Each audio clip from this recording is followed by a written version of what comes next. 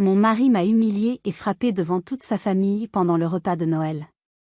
Le son de la gifle a claqué dans la salle à manger, plus forte encore que les rires forcés qui emplissaient l'air quelques minutes plus tôt. Le choc, puis la douleur brûlante sur ma joue. Devant moi, 12 pères Dieu me fixaient. Certains choqués, d'autres satisfaits, tous silencieux. Mon mari, Antoine, se tenait au-dessus de moi, sa poitrine soulevée par une rage froide et maîtrisée. Mais ensuite, ma fille Chloé, ma petite fille de 9 ans, s'est levée avec sa tablette et a prononcé une simple phrase qui a glacé le sang de toute la pièce et a fait de la vie de mon mari un cauchemar. Une phrase qui a tout changé, pour toujours. Avant de vous plonger dans les détails de cette journée qui a bouleversé nos vies, j'aimerais prendre un instant pour vous saluer. S'il vous plaît, écrivez dans les commentaires depuis quelle ville ou quel pays vous m'écoutez. Je suis curieuse de savoir à quelle heure il est chez vous en ce moment. C'est incroyable de penser que nous pouvons partager nos histoires à travers le monde. Maintenant, revenons à ce repas de Noël. La journée avait commencé comme toutes les autres fêtes de famille, avec une boule d'angoisse dans mon estomac. La famille d'Antoine n'était pas simplement critique, elle était cruelle, d'une manière subtile et venimeuse. Ma belle-mère, Evelyne, était la reine de ce petit royaume de méchanceté. Elle est entrée dans la maison, son regard balayant ma décoration avec un dédain à peine dissimulé. « Oh, Amélie, ma chérie », a-t-elle dit d'une voix sirupeuse. « Tu as fait, de ton mieux avec la décoration. C'est très rustique. » J'avais passé 3 jours à tout préparer, à essayer de créer une atmosphère parfaite, chaleureuse. Le mot « rustique » était sa façon de dire « pauvre » et « sans goût ». Antoine, bien sûr, a ri. Un petit rire complice qui m'a transpercé le cœur. « Maman a raison, chérie. Tu sais bien que tu n'as jamais eu le sens du détail. » Le dîner a continué sur cette lancée. Chaque plat que j'apportais était sujet à un commentaire. La dinde était un peu sèche, la farce manquait d'originalité. J'encaissais, je souriais, je remplissais les verres. C'était mon rôle. L'épouse silencieuse et dévouée, le punching ball émotionnel de la famille. J'ai senti le regard de ma fille, Chloé, sur moi tout au long du repas. Elle ne disait rien, assise sagement à sa place, mais ses yeux sombres, si semblables aux miens, ne manquaient rien. Elle voyait la façon dont mes épaules se contractaient à chaque pic, comment mon sourire devenait de plus en plus forcé. À 9 ans, elle avait appris à lire le langage de notre souffrance mieux que n'importe quel adulte dans cette pièce. Elle comprenait la violence psychologique qui se jouait sous ses yeux. Le point de rupture est arrivé au dessert. Le frère d'Antoine, un homme aussi arrogant que lui, a commencé à se vanter de sa nouvelle promotion. La clé du succès, a-t-il péroré en me regardant fixement, c'est d'avoir une femme qui te soutient, qui ne te tire pas vers le bas avec ses petits rêves ridicules. Le mot « rêve ridicule » est resté suspendu dans l'air. Il faisait référence à ma tentative, quelques mois plus tôt, de lancer ma petite entreprise de confitures artisanales. Une tentative qu'Antoine avait sabotée avec une cruauté calculée. C'est là que j'ai craqué. Après des années de silence, de fierté ravalée, un mot m'a échappé. Un simple mot, à peine un murmure. Assez. Antoine s'est tourné vers moi, le visage déformé par l'incrédulité. Pardon? Qu'est-ce que tu as dit? Sa voix était basse, menaçante. J'ai trouvé une force que j'ignorais posséder. J'ai dit assez. Je ne veux plus entendre ça. La pièce est devenue silencieuse. Mortellement silencieuse. Le visage d'Antoine est devenu rouge de fureur. Pas parce que je l'avais défié, mais parce que je l'avais fait devant sa famille. Je l'avais humilié dans son propre théâtre. Comment oses-tu, a-t-il sifflé, se levant de sa chaise. Comment oses-tu me manquer de respect devant ma mère? Te manquer de respect, ai-je répondu, ma voix tremblant mais gagnant en assurance. Et vous? Est-ce que vous me respectez quand vous me diminuez, quand vous m'insultez, quand vous me traitez comme si je n'étais rien? Je me suis levée à mon tour. Nous nous faisions face, au milieu du champ de bataille qu'était devenu notre salle à manger. Tu n'es rien sans moi, a-t-il grogné. Tu es une femme pathétique et faible. Non, ai-je dit, et pour la première fois depuis des années, je le croyais. Je ne le suis pas. C'est à ce moment-là que sa main est partie. Le mouvement était si rapide, si brutal. La gifle a claqué, le son résonnant comme un coup de feu. La douleur vive a explosé sur ma joue. J'ai reculé en trébuchant, ma main se portant instinctivement à mon visage. J'ai vu le sourire cruel sur le visage de ma belle-mère, un sourire de pure satisfaction. À cet instant, je pensais que c'était la fin de tout, que j'avais touché le fond. J'étais seule, humiliée, brisée. Mais je ne savais pas que le vrai spectacle était sur le point de commencer, et que le metteur en scène n'était pas mon mari, mais ma propre fille. Le silence qui a suivi la gifle était assourdissant. Personne ne bougeait. Personne ne respirait. Mon monde s'était réduit à la douleur lancinante sur ma joue et au triomphe malsain dans les yeux de la famille d'Antoine. Il se tenait là, dominant, le roi de son château, ayant remis sa reine à sa place. « Ne m'embarrasse plus jamais », a-t-il articulé lentement, chaque mot dégoulinant de venin. C'est alors qu'une petite voix s'est élevée, claire et stable, coupant le silence comme une lame de rasoir. « Papa !» Toutes les têtes se sont tournées. Chloé était debout. Ma petite fille de 9 ans, si menue, se tenait droite comme un « i » près de la fenêtre, sa tablette serrée contre sa poitrine comme un bouclier. Il n'y avait aucune larme dans ses yeux, seulement une détermination froide qui m'a donné des frissons. Antoine, encore bouffi de sa propre importance, s'est tourné vers elle, l'agacement se lisant sur son visage. « Chloé, ce ne sont pas tes affaires. Va dans ta chambre. Maintenant. » Mais Chloé n'a pas bougé d'un pouce. Elle a incliné la tête, l'étudiant avec une intensité étrange, comme un scientifique observant un spécimen. « Non, papa, a-t-elle répété, sa voix toujours aussi calme. Tu n'aurais pas dû faire ça. » Un rire nerveux s'est échappé de la gorge du frère d'Antoine. Quelle insolence! Tu vois, Antoine, ta femme l'élève mal.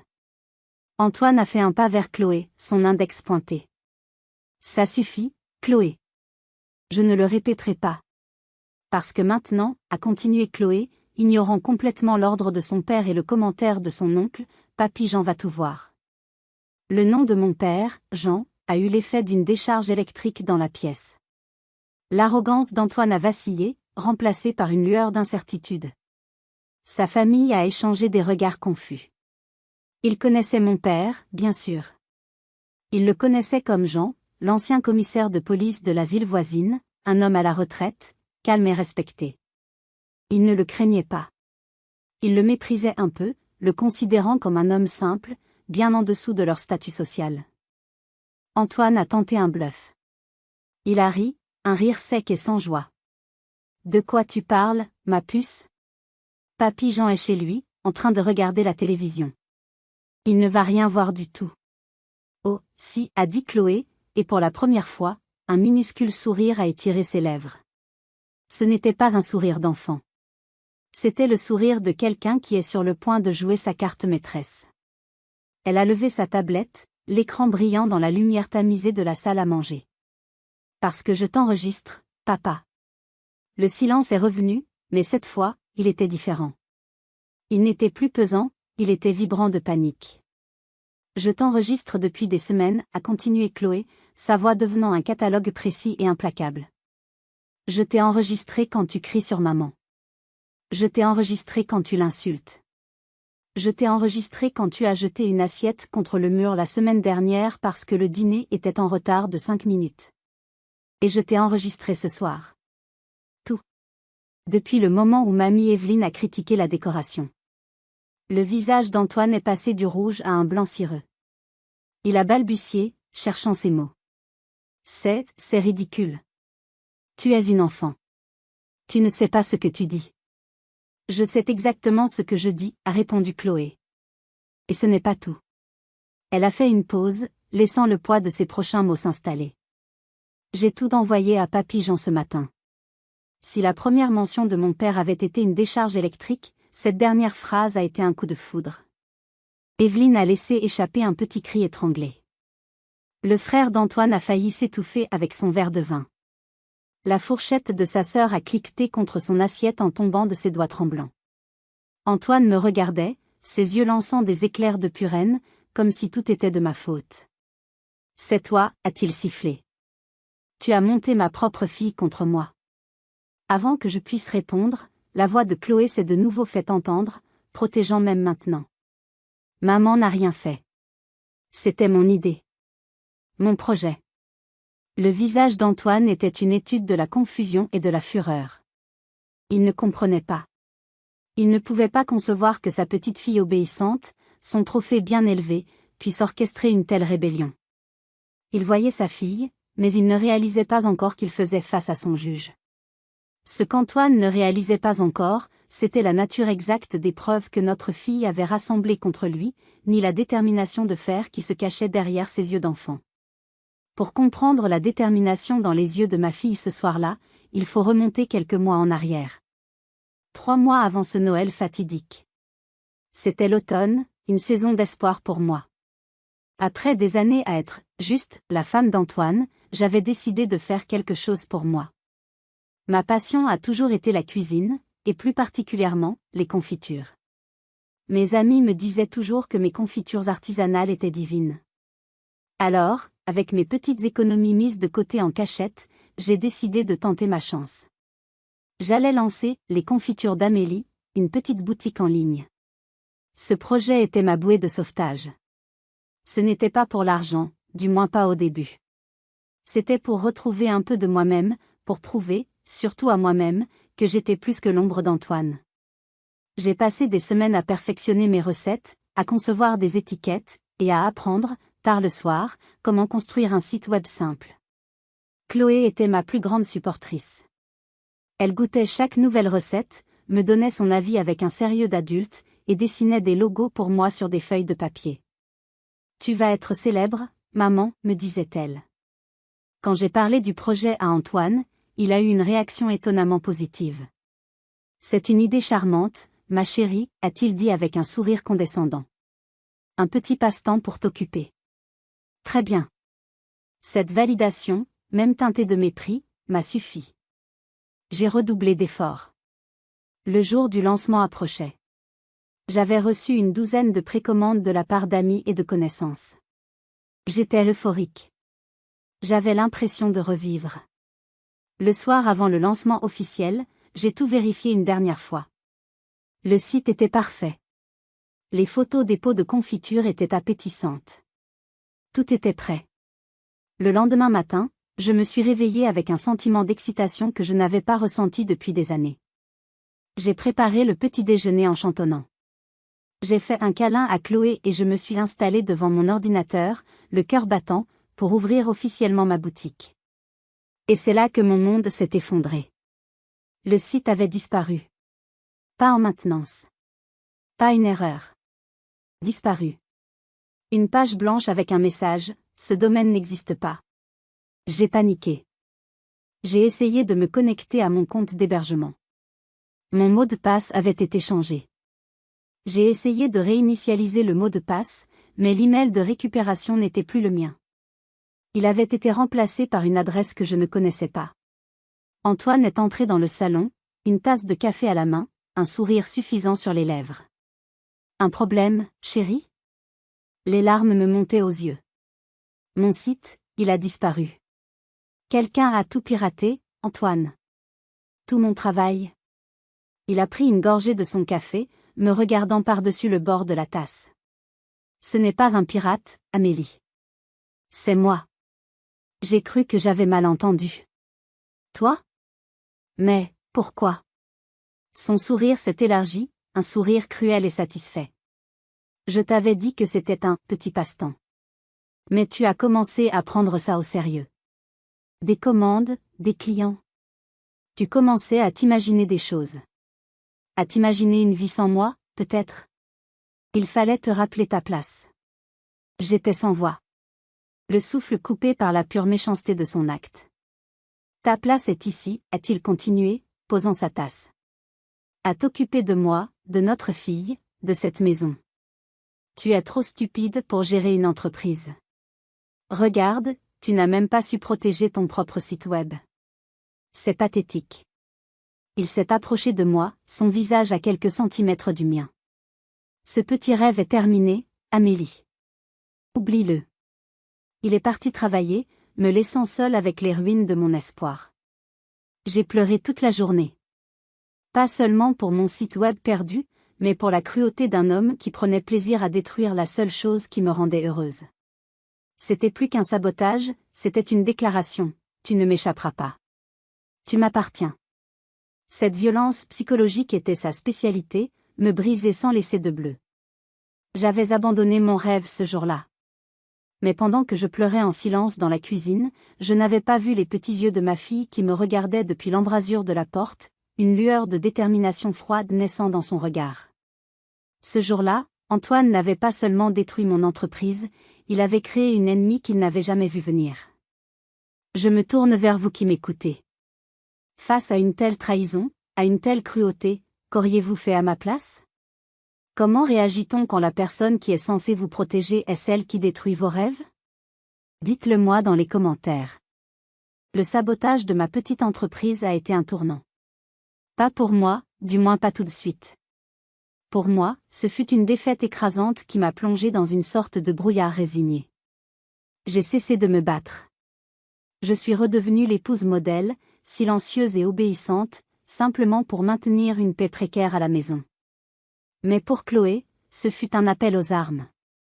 Environ un mois avant Noël, elle est rentrée de l'école avec une étincelle inhabituelle dans les yeux. Elle m'a parlé d'un nouveau projet scolaire passionnant. C'est pour le cours de Madame Dubois, maman. Ça s'appelle Responsabilité citoyenne et outils numériques. Madame Dubois était sa professeure principale, une femme jeune et dynamique que Chloé adorait. Selon Chloé, le projet consistait à utiliser la technologie, smartphone, tablette, pour documenter et raconter une histoire sur un sujet important dans leur communauté ou leur vie. Madame Dubois dit que nos appareils ne sont pas que pour les jeux, m'a expliqué Chloé avec beaucoup de sérieux. Elle dit qu'ils peuvent être des outils pour la vérité. Pour montrer ce qui est juste et ce qui ne l'est pas. Mon cœur s'est serré. J'ai eu un mauvais pressentiment. Et quel sujet as-tu choisi, ma chérie? Ai-je demandé avec une appréhension grandissante. Elle a baissé les yeux sur sa tablette. La dynamique familiale, a-t-elle murmuré. Comment les gens communiquent, et comment ils se traitent les uns les autres. J'ai essayé de la dissuader. Chloé, tu sais, ce qui se passe dans une famille est privé. On ne peut pas tout filmer. C'est là qu'elle a levé les yeux vers moi, et j'ai vu une maturité qui dépassait de loin ses 9 ans. Madame Dubois nous a montré une vidéo, maman. Sur la violence psychologique. Sur comment les mots peuvent faire plus mal que les coups. Elle a dit que le secret est l'ami de l'agresseur. Elle a dit que la lumière est le meilleur désinfectant. Elle a répété ces phrases comme si elle les avait mémorisées, comme un mantra. Elle a dit que si on voit quelque chose d'injuste, même à la maison, notre responsabilité de citoyen est de ne pas se taire. Documenter, c'est ne pas se taire. Ce soir-là, après qu'Antoine m'ait hurlé dessus parce que j'avais acheté la mauvaise marque de yaourt, Chloé est venue dans ma chambre. La porte était fermée. Elle tenait sa tablette. Maman, a-t-elle dit doucement. Je dois te montrer quelque chose. Avec des mains tremblantes, elle a ouvert un dossier sur sa tablette. Il était nommé « Projet citoyen ». À l'intérieur, il y avait déjà une demi-douzaine de fichiers. Des fichiers audio. Elle a cliqué sur le premier. La voix d'Antoine a empli la pièce, déformée par la colère, criant à propos du dîner de la veille. Puis un autre, où il se moquait de moi au téléphone avec son frère. Chaque enregistrement était une petite cicatrice sur mon âme, maintenant exposée. L'horreur m'a submergée. Pas à cause des enregistrements, mais à cause du danger pour elle. Chloé, arrête ça tout de suite. S'il te découvre, s'il trouve ça, tu ne peux pas imaginer ce qu'il pourrait faire. Elle a posé sa petite main sur la mienne. Sa main était stable, la mienne tremblait. Il ne le découvrira pas. Je suis prudente. Mais nous devons faire quelque chose. Regarde-toi, maman. Tu es de plus en plus triste. Tu ne souris plus comme avant. Tu marches sur la pointe des pieds dans ta propre maison. Ce n'est pas une vie. Les larmes que je retenais depuis des semaines ont commencé à couler. Mais que veux-tu faire avec ça, ma chérie? Qu'est-ce qu'une enfant de 9 ans peut faire? Je ne suis pas seule, a-t-elle répondu avec une confiance déconcertante. J'ai un plan. Et j'ai Papy Jean. Mon père. Bien sûr. Chloé lui parlait toutes les semaines au téléphone. Elle l'idolâtrait. Elle écoutait ses histoires sur son temps dans la police, des histoires de justice, de protection des innocents. J'ai appelé papy hier, a avoué Chloé. Je lui ai posé une question pour mon projet.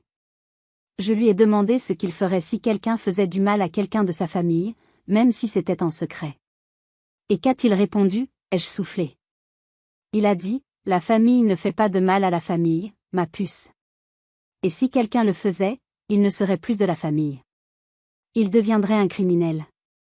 Et on traite les criminels comme des criminels. On rassemble des preuves, et on les présente à la justice. Il a dit que la preuve, c'est le pouvoir. Ce soir-là, quelque chose a changé en moi. La peur était toujours là, écrasante. Mais une autre graine venait d'être plantée. L'espoir. Un espoir fragile, terrifiant, mais un espoir quand même. J'ai regardé ma fille, ma petite stratège, et pour la première fois, j'ai cessé de la voir comme une victime. Je l'ai vue comme ma partenaire. Ensemble, dans le secret de sa petite chambre, nous avons commencé à construire notre dossier.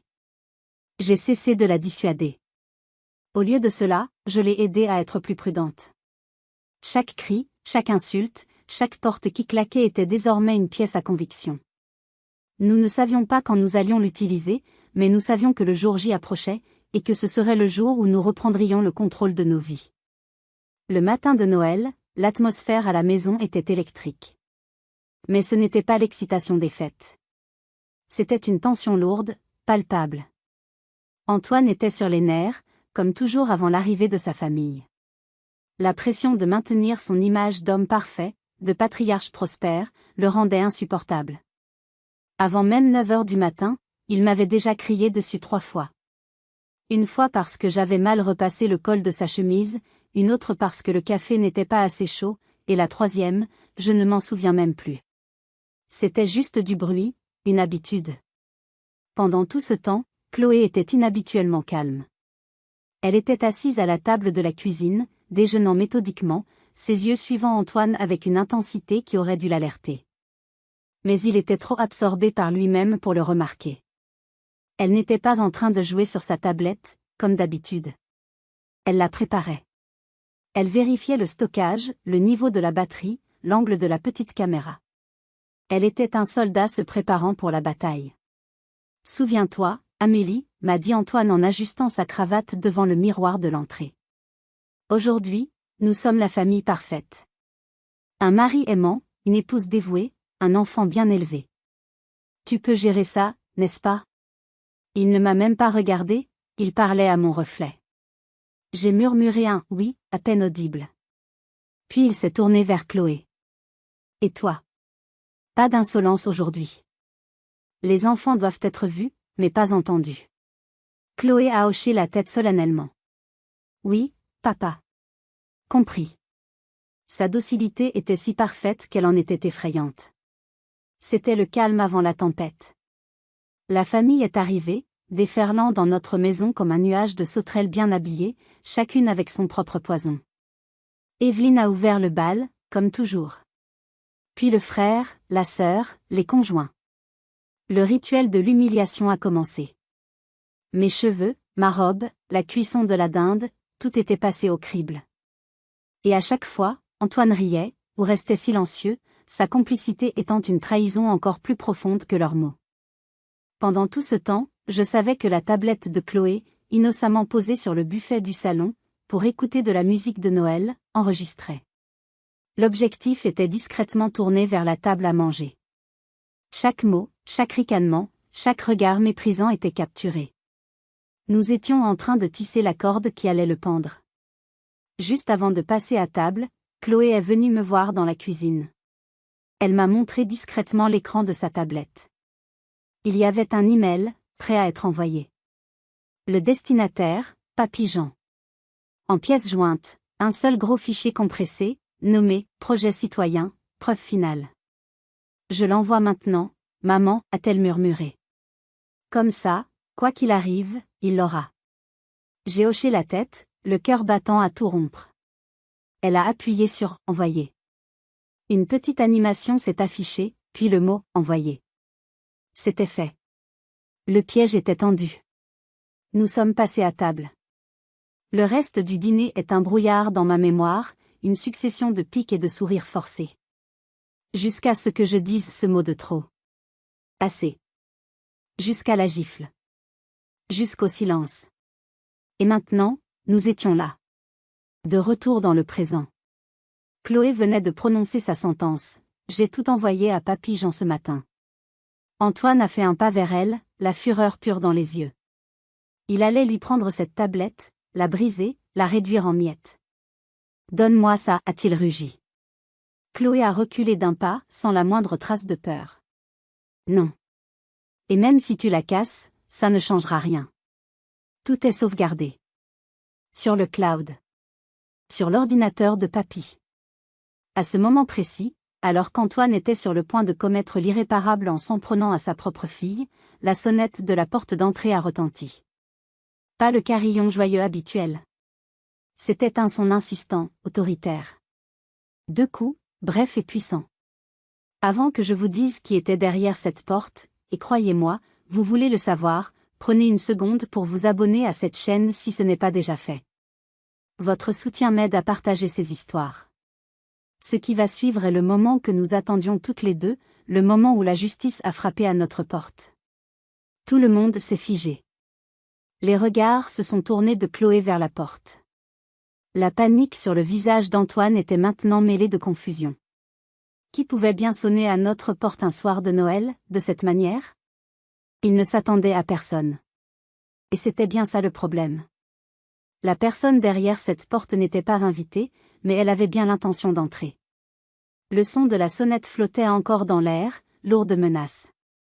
Personne n'a bougé pendant une longue seconde. Antoine était figé, sa main toujours à moitié levée vers Chloé, son élan brisé net. Sa famille le regardait, attendant ses ordres, mais pour la première fois, il semblait avoir perdu le contrôle. « Va ouvrir, Amélie » a-t-il finalement articulé, sa voix rauque.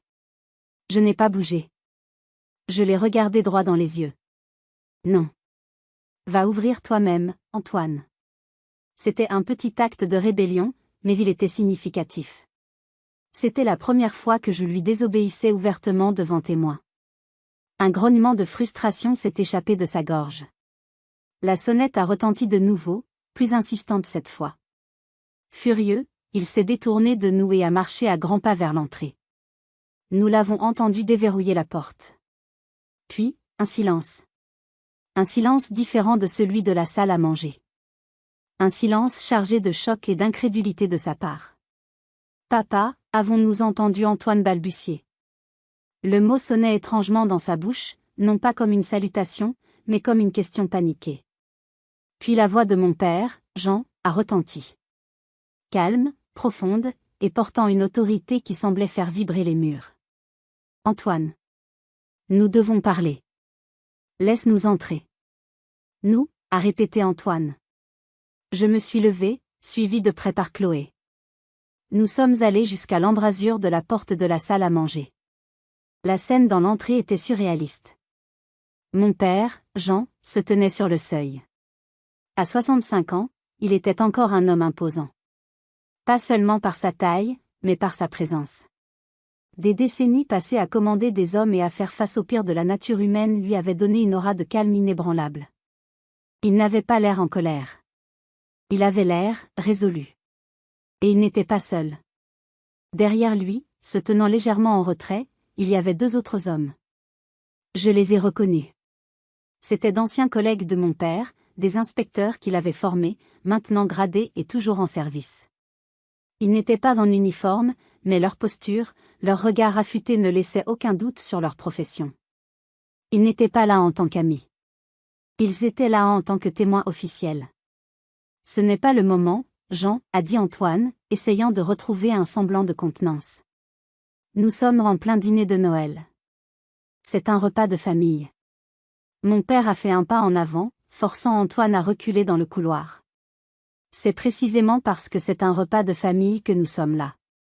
Son regard a passé par-dessus l'épaule d'Antoine et s'est posé sur moi. Il a vu ma joue, rouge et déjà enflée. Son expression ne s'est pas durcie. Elle est devenue glaciale. Un calme mortel s'est emparé de ses traits. Puis son regard a trouvé Chloé, qui se tenait à mes côtés. La glace a fondu, remplacée par une chaleur et une fierté infinie. Il lui a fait un imperceptible hochement de tête. Un signe de reconnaissance. Mission accomplie, soldat. Il a reporté son attention sur Antoine, qui était maintenant piégé dans le couloir. Je pense que nous devrions tous nous asseoir dans le salon, a dit mon père. Ce n'était pas une suggestion. C'était un ordre. Sans un mot de plus, il est entré, suivi de ses deux compagnons. Il a marché droit vers la salle à manger, son regard balayant la famille d'Antoine, qui était restée pétrifiée sur leur chaise. Chaque membre de la famille a baissé les yeux sous son regard scrutateur. Il n'a pas élevé la voix, mais chaque mot était chargé d'une autorité qui a brisé l'arrogance d'Antoine en 1000 morceaux. Il s'est arrêté au bout de la table, à la place où Antoine s'était assis. Il a sorti sa propre tablette de la poche intérieure de son manteau. Un modèle plus ancien, mais qui fonctionnait parfaitement. Il l'a allumé. L'écran s'est illuminé, affichant une liste de fichiers. Ma petite fille Chloé, a-t-il commencé, sa voix résonnant dans le silence, m'a envoyé son projet scolaire ce matin. Un projet très instructif. Il a levé les yeux vers Antoine. Maintenant, avec votre permission ou sans, nous allons écouter ensemble un extrait de ce que ma petite fille a si brillamment documenté. Antoine a ouvert la bouche pour protester, pour crier à la violation de la vie privée, pour nier. Mais aucun son n'est sorti. Il était piégé. La justice n'était plus un concept abstrait. Elle était assise à la tête de sa table à manger, prête à rendre son verdict. Mon père n'a pas choisi un extrait au hasard. Il était méticuleux, comme toujours.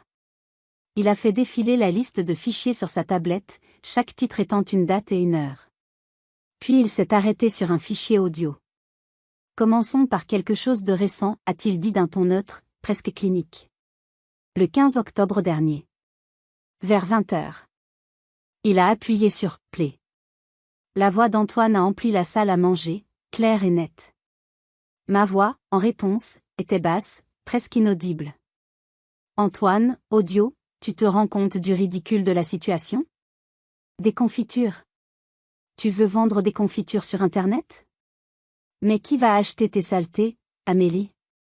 Qui? Amélie, audio, mes amis disent qu'elles sont bonnes. C'est juste quelque chose pour moi, Antoine. Antoine, audio, quelque chose pour toi? Ton « quelque chose », c'est de t'occuper de cette maison. Tu veux de l'argent? Demande-moi. Tu veux t'occuper? Fais le ménage. Mais arrête avec ces idées stupides. Tu me fais honte. Mon père a arrêté l'enregistrement. Le silence était total. J'ai jeté un regard à la famille d'Antoine. Son frère regardait fixement son assiette. Sa sœur semblait soudainement très intéressée par ses ongles. Evelyne, ma belle-mère, a été la première à oser parler. Elle a pris un air outragé et protecteur. Jean, franchement. Ce sont des disputes de couple privés. Tous les couples se disputent. Vous n'avez pas le droit de faire ça, de nous exposer ça un soir de Noël. Mon père a levé les yeux de sa tablette et l'a regardé. Il n'y avait aucune colère dans son regard, seulement un calme terrifiant. Vous avez raison, Evelyne. Ce sont des disputes. Voyons maintenant ce qu'il en est de la complicité. Il a fait défiler la liste à nouveau. Cette fois, il s'est arrêté sur un autre fichier. Celui-ci est intéressant. Un appel téléphonique. Enregistré il y a 3 semaines. La fonction d'enregistrement de Chloé s'est déclenchée par le son de la voix, voyez-vous. Très pratique. Il a appuyé sur « Play ». C'était la voix d'Evelyne, au téléphone avec son fils. Evelyne, audio, Antoine, mon chéri, tu es trop gentil avec elle. C'est ça le problème. Elle te prend pour acquis. Antoine, audio, mais maman, elle est têtue avec son histoire d'entreprise. Evelyne, audio, alors, montre-lui qui est le chef. Une femme a besoin d'un cadre, d'un homme fort. Tu dois la contrôler. Coupe-lui les vivres s'il le faut. Vérifie ses dépenses. Assure-toi qu'elle dépend entièrement de toi. C'est la seule façon de la garder à sa place. Ton père, que son âme repose en paix, savait comment faire. L'enregistrement s'est terminé. Si le silence précédent était pesant, celui-ci était suffocant. Le visage de ma belle-mère était décomposé. Le masque de la matriarche respectable venait de tomber, révélant le visage hideux d'une manipulatrice, d'une instigatrice. Elle avait non seulement fermé les yeux sur le comportement de son fils, mais elle l'avait activement encouragé, lui donnant des leçons tirées de sa propre expérience. Antoine la regardait, abasourdi, comme s'il était trahi. Mais ce n'était pas elle qui l'avait trahi. C'était sa propre arrogance, et l'intelligence tranquille de ma fille. Mon père a continué, imperturbable. Et enfin, la pièce maîtresse. Il a sélectionné un fichier vidéo. Le plus récent. Celui de ce soir. L'écran a montré une vue grand angle de la table. La conversation sur les rêves ridicules. Ma réplique. Le visage d'Antoine se déformant de rage. Puis sa main se levant, et le son clair et net de la gifle. La vidéo a continué pendant 10 longues secondes, capturant ma chute, et surtout, le sourire satisfait sur le visage d'Evelyne. Mon père a éteint la tablette et l'a posée doucement sur la table.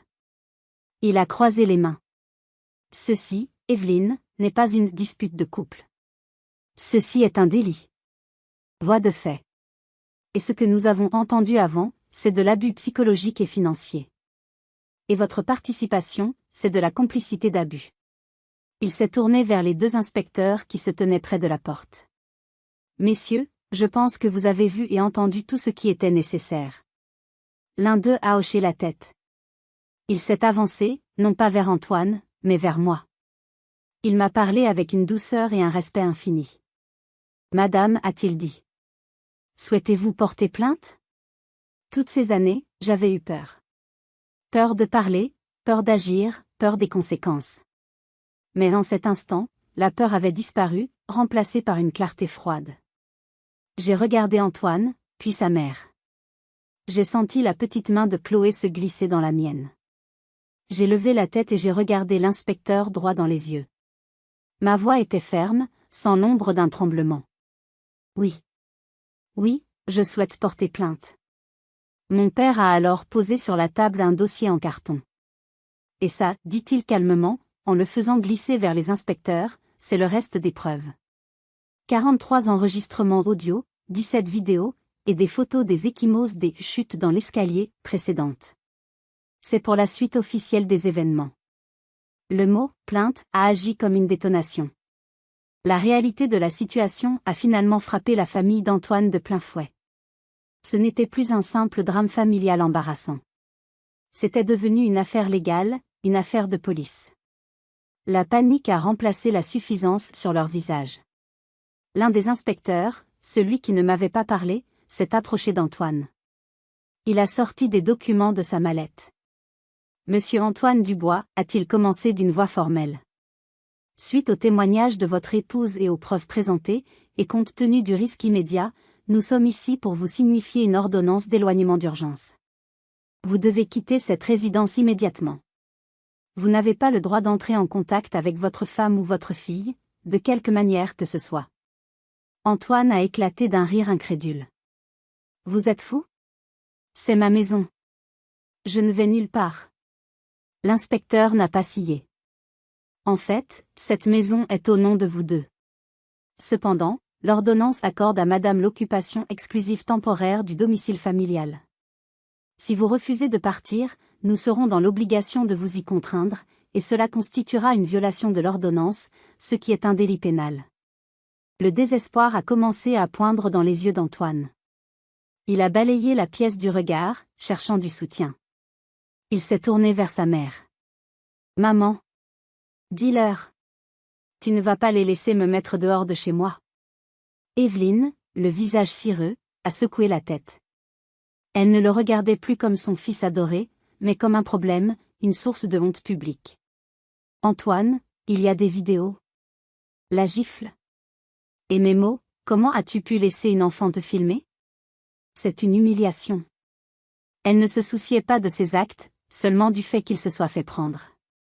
Son frère s'est levé brusquement, faisant grincer sa chaise.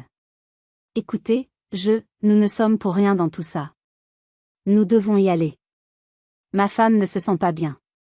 Il a attrapé la main de son épouse et l'a pratiquement traînée vers la sortie, sans un regard en arrière pour son frère. La sœur d'Antoine a suivi le mouvement. Oui, il se fait tard. Nous vous appelons. Un mensonge évident. Ils fuyaient le navire en train de couler, abandonnant leur capitaine à son sort. En quelques minutes, la pièce s'est vidée. Il ne restait plus qu'Antoine, sa mère, mon père, les 2 inspecteurs, Chloé et moi. La grande et fière famille Dubois venait d'imploser. Antoine a de nouveau supplié sa mère. « Maman, s'il te plaît. » Evelyne s'est levée, a rassemblé son sac à main avec une dignité glaciale. Elle a regardé son fils, non pas avec amour, mais avec un mépris glacial. « Comment as-tu pu te faire prendre ? Tu nous as fait honte à tous. Ton père se retournerait dans sa tombe. » Sans un mot de plus pour moi ou pour Chloé, elle est sortie, abandonnant son fils unique face aux conséquences de ses actes, des actes qu'elle avait elle-même encouragés. Antoine était seul. Complètement seul. La bête rugissante s'était transformée en un homme pitoyable, regardant les ruines de sa vie s'amonceler autour de lui.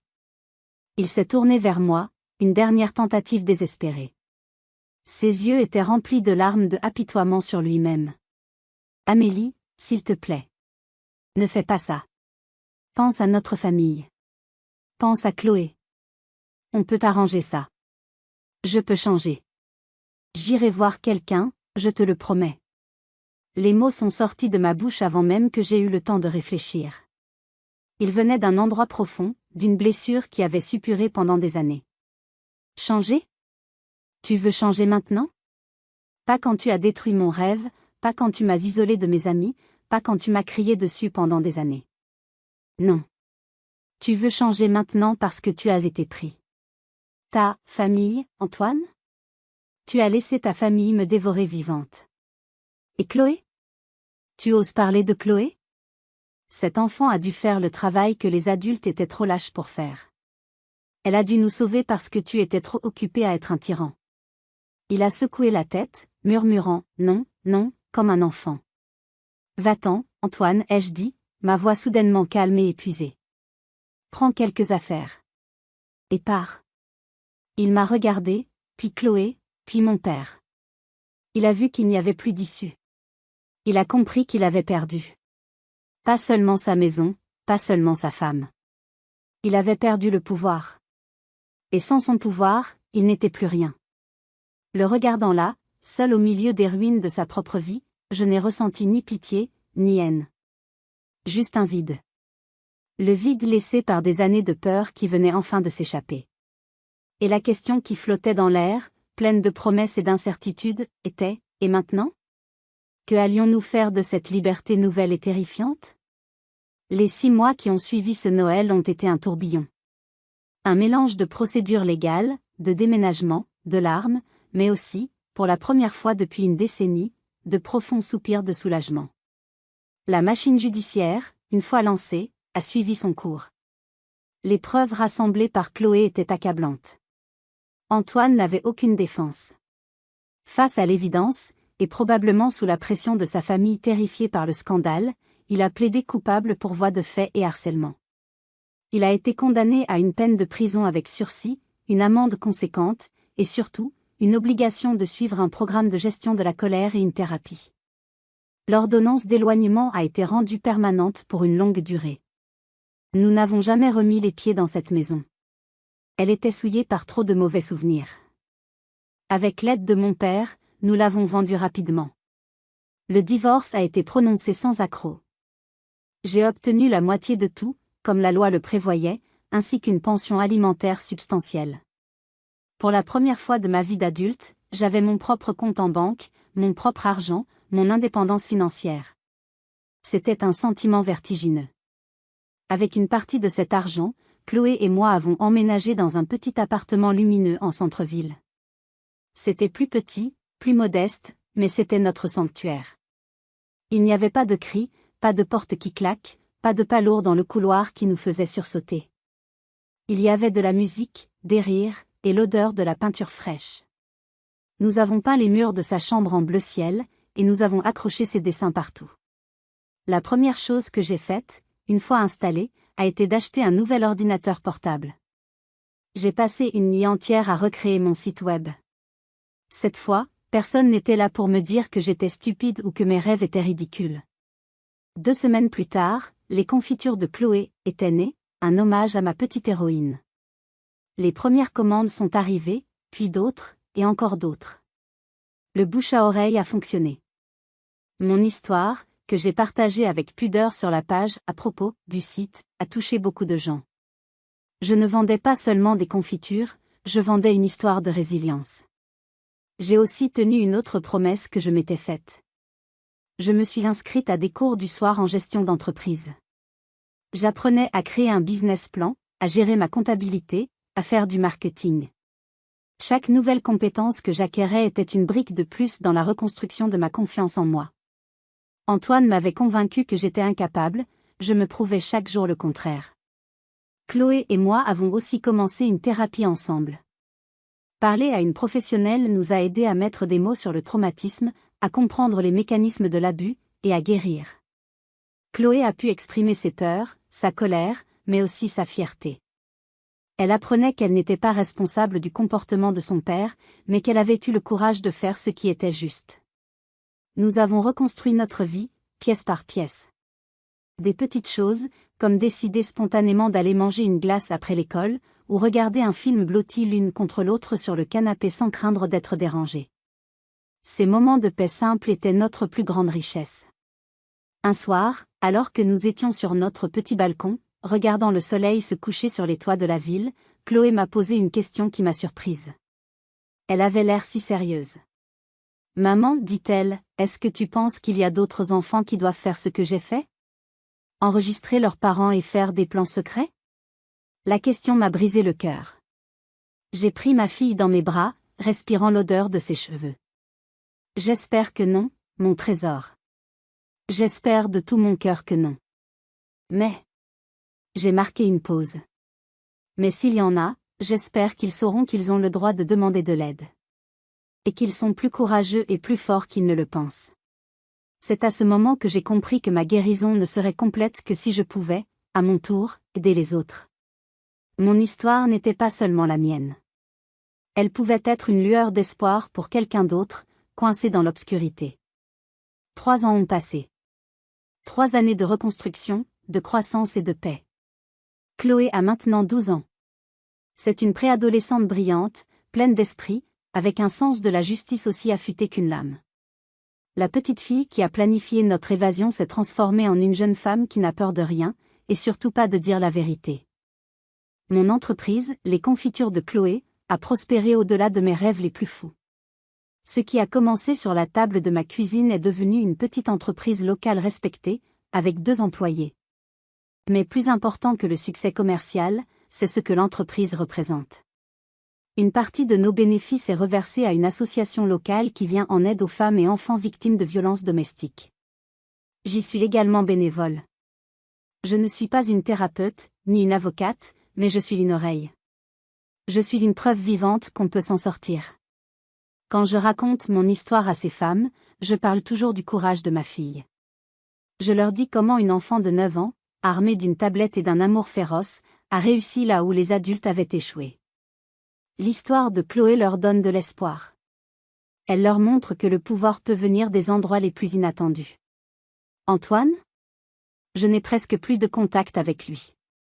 Il a terminé son programme de gestion de la colère. Il m'envoie parfois des emails, des excuses maladroites, des tentatives pour renouer avec Chloé. Je transmets toujours ces messages à ma fille. La décision lui appartient. Jusqu'à présent, elle a choisi de ne pas répondre. Il ne me manque pas, maman, m'a-t-elle dit un jour. Ce qui me manquait, c'était de te voir heureuse. Maintenant, je te vois heureuse tous les jours. C'est tout ce qui compte. Quant à mon père, Papy Jean, il est notre roc. Il a appris à Chloé à jouer aux échecs, lui enseignant la stratégie, l'anticipation. Tu as l'esprit d'un grand détective, ma puce, lui dit-il souvent en riant. Il a vu en elle non pas l'enfant qui a enregistré son père, mais l'adulte en devenir qui a protégé sa mère. La semaine dernière, une anecdote m'a montré à quel point l'héritage de cette expérience est ancré en Chloé. Une de ses amies au collège était victime de harcèlement en ligne. Un groupe d'élèves lui envoyait des messages méchants. L'amie avait peur d'en parler à ses parents ou au professeur. Chloé n'a pas hésité. Elle a dit à son amie, ne supprime rien. Fais des captures d'écran. Chaque message est une preuve. Ensemble, elles ont constitué un dossier. Puis, Chloé l'a accompagnée voir la conseillère d'orientation du collège. Le problème a été réglé en 2 jours.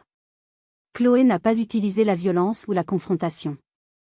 Elle a utilisé la méthode de son grand-père, les preuves, la procédure, la justice. Mon histoire a commencé dans la peur et le silence. Elle s'est terminée par la vérité et la liberté. Ma plus grande leçon n'est pas qu'il faut se méfier des monstres. C'est que les héros peuvent être n'importe qui, même une petite fille de 9 ans. Le pouvoir de changer sa vie ne réside pas dans la force physique, mais dans le courage de dire « assez ». La violence domestique, qu'elle soit physique ou psychologique, se nourrit du secret et de la honte. La lumière est son pire ennemi. Notre histoire a eu une fin heureuse, mais je sais que beaucoup d'autres sont encore en train de se battre pour la leur. Le chemin est difficile, mais il n'est jamais sans espoir. La première étape, la plus difficile, est de briser le silence. Si notre parcours vous a touché, merci de liker cette vidéo et de vous abonner pour plus d'histoires de résilience. Votre soutien nous permet de continuer. Peut-être que cette vidéo donnera du courage à quelqu'un qui en a besoin en ce moment même. Et s'il vous plaît, partagez dans les commentaires votre propre expérience sur la façon dont vous, ou quelqu'un que vous connaissez, avez surmonté une épreuve difficile. Vos histoires comptent. Vous comptez. Ne laissez jamais personne vous faire croire le contraire.